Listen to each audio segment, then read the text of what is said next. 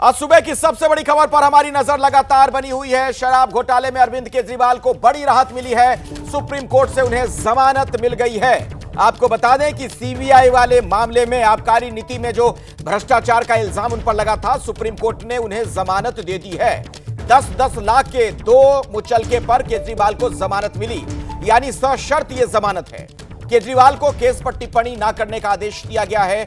मुकदमे में सहयोग करें, यह भी कहा गया है सुप्रीम कोर्ट की तरफ से, और आज ही जेल से वो बाहर आ जाएंगे।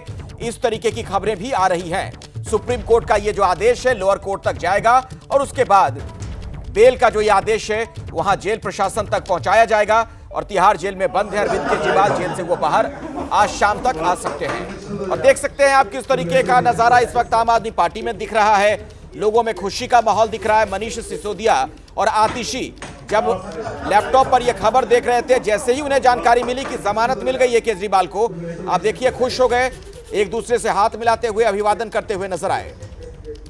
और आइए मैं आप सीधे सुप्रीम कोर्ट आपको लिए चलता हूं। मेरे सहयोगी निपुण सहगल इस वक्त हमारे साथ जुड़ गए हैं और निपुण इस कार्यवाही के दौरान अदालत में मौजूद थे। जब अदालत की टिप्पणियां आ रही थी, फैसला सुनाया जा रहा था, तो निपुण गौर से वो तमाम बातें वहां खड़े होकर सुन भी रहे थे। निपुण, जरा विस्तार से बताइए अदालत का आज का ये फैसला और इस दौरान क्या अदालत ने कहा। बिल्कुल अखिलेश, देखिए 2 जजों की बेंच का ये फैसला है, जस्टिस सूर्यकांत और जस्टिस उज्जवल भुइयां। और कल शाम में जब लिस्ट आई थी तब ये लिखा था कि दोनों जज अलग अलग फैसले पढ़ेंगे। ऐसे में सबसे पहला सस्पेंस ये था कि क्या दोनों जज एक ही निष्कर्ष पर पहुंचे हैं या अलग अलग निष्कर्ष है, क्योंकि अगर निष्कर्ष अलग अलग होता मतलब ये एक जज रिहा करने पर सहमत होते, एक सहमत नहीं होते।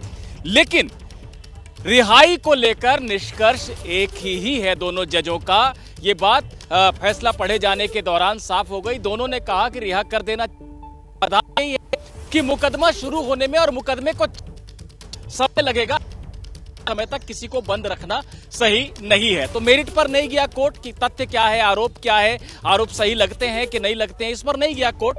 कोर्ट ने कहा कि समय लगेगा मुकदमे में, इसलिए हम जमानत दे रहे हैं। दूसरी बात यह थी कि गिरफ्तारी को लेकर जस्टिस सूर्यकांत ने कहा कि गिरफ्तारी में कोई कानूनी त्रुटि नहीं है, सीबीआई ने गिरफ्तार किया वो ठीक है। लेकिन जस्टिस उज्जवल भुइयां ने सीधे सीधे सवाल उठा दिए, कहा कि ईडी वाले मामले में जमानत मिलने ही वाली थी अरविंद केजरीवाल को। जब ऐसा लगने लगा तब सीबीआई ने गिरफ्तारी की, तो ये एक संदेह को जन्म देती है कि क्या सीबीआई एक इंडिपेंडेंट एक्शन कर रही थी या केज्ड पैरट की तरह, यानी तोते में बंद पिंजरे में बंद तोते की तरह वो बर्ताव कर रही थी, यानी सीबीआई के आचरण पर सवाल उठाई। लेकिन व्यवहारिक फैसला यही है कि जमानत मिल गई है और केजरीवाल आज ही शायद बाहर आ जाएंगे। अब देखिए निपुण, बड़ा दिलचस्प है। राजनीति के गलियारे की बात की जाए तो दोनों जो खेमा है इसे अपने अपने तरीके से परिभाषित कर रहा है फैसले को।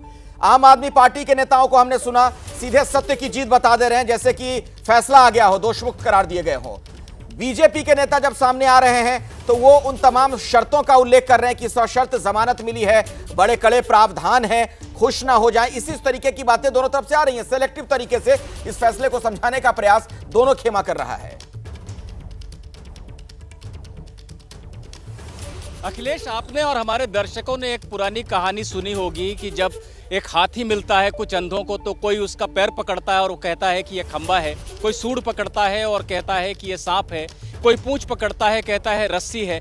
तो ये कुछ उस तरह की बात है और राजनीति इसी तरह के दृश्य दिखाती है कि जो बात अपने को रास आ रही है, अपने पॉइंट ऑफ व्यू को रास आ रही है, उसको बढ़ा चढ़ाकर बताओ और दूसरी बात को दबा दो। सच बात यही है कि केजरीवाल को जमानत मिली है, लेकिन जमानत का मतलब ये नहीं है कि वो दोष मुक्त हो गए हैं। ये बात सही है बीजेपी जो कह रही है, लेकिन यहाँ ये भी देखने की जरूरत है कि अगर आम आदमी पार्टी बार बार ये कह रही थी कि एजेंसियों का दुरुपयोग हो रहा है और खासतौर पे सीबीआई वाले मामले में उसका ये कहना था कि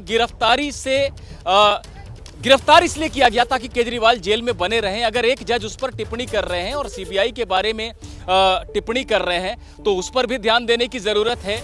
और कहीं ना कहीं हमें यह समझना पड़ेगा कि केजरीवाल बाहर आ रहे हैं, लेकिन वो सीएम का दायित्व तो अभी नहीं निभा पाएंगे। उन पर वो शर्तें लगी हैं जो पिछले मामले में लगी थी। तो ये समग्र रूप से अगर देखा जाए तो केजरीवाल बाहर आ रहे हैं, यही सच्चाई है। इसका विश्लेषण दोनों पार्टियां अपने अपने तरीके से करते रहे, लेकिन ऐसा कोई न्याय की जीत हो गई, सत्य की जीत हो गई या सत्य पराजित हो गया, ऐसी बात नहीं है। ये कानूनी प्रक्रिया है और कोर्ट ने कानूनी प्रक्रिया के आधार पर लंबे समय तक मुकदमा चलेगा। बहुत सटीक विश्लेषण आपने किया निपुण। मैं दोबारा भी आपके पास लौटूंगा, आगे भी हम आपसे बातचीत करेंगे। केजरीवाल की जमानत के बाद राजनीति में नई जंग शुरू हो गई है। आम आदमी पार्टी सुप्रीम कोर्ट का धन्यवाद कर रही है, वहीं बीजेपी का कहना है जमानत मिली है, दोष मुक्त नहीं हुए। पार्टी का एक कार्यकर्ता होने के नाते, दिल्ली का एक दिल्ली और पंजाब और पूरे देश भर का एक नागरिक होने के नाते मैं तहे दिल से स्वागत करता हूं इस फैसले का, और बस एक ही चीज़ कहना चाहता हूं इस भावुक लम्हे में कि वेलकम बैक अरविंद केजरीवाल। आज उनकी रिहाई के इस आदेश से केवल आम आदमी पार्टी में नहीं बल्कि दिल्ली और देश में एक खुशी की लहर दौड़ गई है, और एक लंबे संघर्ष के बाद अरविंद केजरीवाल जी लौट रहे हैं।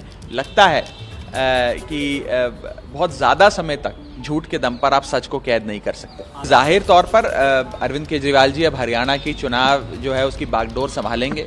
आम आदमी पार्टी हर चुनाव, दिल्ली हो, पंजाब हो, गुजरात हो या फिर आने वाला हरियाणा का चुनाव हो, वो सब अपने नेता, अपने राष्ट्रीय संयोजक अरविंद केजरीवाल जी की अध्यक्षता में लड़ती आई है।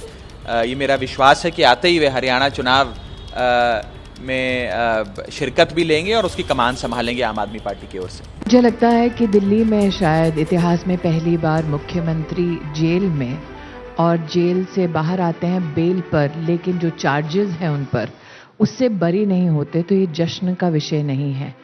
मुझे ऐसा भी लगता है कि जिन विषयों के आधार पर उनके खिलाफ एजेंसीज ने केस किए हैं, उन विषयों पर जो तथ्य कोर्ट के माध्यम से जनता के सम्मुख आए हैं वो चौंका देने वाले हैं। क्योंकि अरविंद केजरीवाल जब देश की राजनीति में आए तो एक एक्टिविस्ट बनकर आए थे। उन्होंने स्वच्छ राजनीति का वादा किया था, लेकिन राजनीतिक पायदान चढ़ते चढ़ते वो देश की तिजोरी साफ करने लगेंगे, ये किसी ने कल्पना नहीं की थी। तो अगर आज उनको बेल मिलती है तो मुझे नहीं लगता वो कोई जश्न का विषय है। मुझे ऐसा लगता है कि अभी भी इन्वेस्टिगेशन और कोर्ट प्रोसीजर्स के अंतर्गत क्या कोर्ट का प्रमुख और अंतिम फैसला आता है वो अरविंद केजरीवाल के राजनीतिक कंट्रीब्यूशन का इतिहास लिखेगा। लेकिन क्या विपक्ष के आरोपों को बल नहीं मिलेगा? क्योंकि इससे पहले संजय सिंह, मनीष सिसोदिया, उधर हेमंत सोरेन और अब अरविंद केजरीवाल, जो विपक्ष एक नैरेटिव गढ़ता रहा कि साहब ये सब वेंडिटा पॉलिटिक्स है, केंद्रीय एजेंसियों का विपक्ष के नेताओं के खिलाफ दुरुपयोग। हर दिन विपक्ष एक नया चक्रव्यूह बनाने का प्रयास करता है। कल का चक्रव्यूह ये था कि अगर चीफ जस्टिस के साथ देश के प्रधानमंत्री गणपति जी की आराधना करते हैं तो शायद चीफ जस्टिस एक प्रश्न चिन्ह अपने सर पर लेते हैं। तो आज जो लोग कल की गणेश वंदना से खफा थे, क्या उन्हें इस बात का संतोष हो गया है कि जस्टिस का जो व्हील है वो अच्छे से टर्न हो रहा है?